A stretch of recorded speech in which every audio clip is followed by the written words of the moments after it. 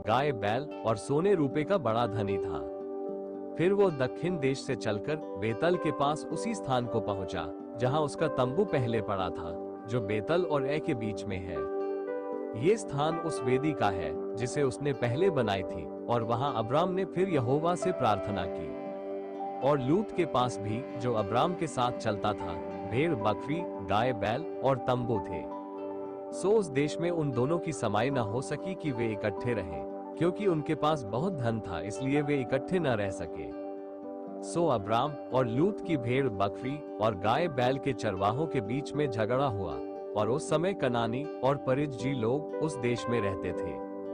तब अब्राम लूत से कहने लगा, मेरे और तेरे बीच और मेरे और तेरे चरवाहों के बीच में झगड़ा न होने पाए, क्योंकि हम लोग भाई बंधु हैं। क्या सारा देश तेरे सामने नहीं? सो मुझसे अलग हो। यदि तू बाईं ओर जाए तो मैं दाहिनी ओर जाऊंगा, और यदि तू दाहिनी ओर जाए तो मैं बाईं ओर जाऊंगा। तब लूत ने आंख उठाकर यरदन नदी के पास वाली सारी तराई को देखा कि वो सब सिंची हुई है, जब तक यहोवा ने सदोम और अमोरा को नाश न किया था। तब तक सोअ के मार्ग तक वह तराई यहोवा की बाटिका और मिस्र देश के समान उपजाऊ थी।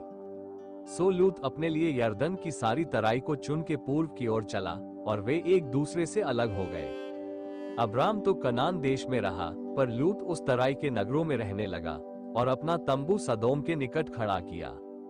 सदोम के लोग यहोवा के लेखे में बड़े दुष्ट और पापी थे।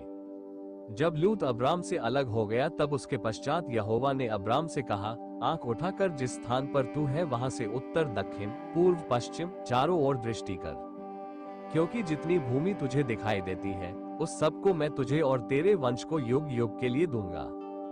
और मैं तेरे वंश को पृथ्वी की धूल के किनकों की नाई बहुत करूंगा, यहाँ तक कि जो कोई पृथ्वी की धूल के किनकों को गिन सकेगा वही तेरा वंश भी गिन सकेगा।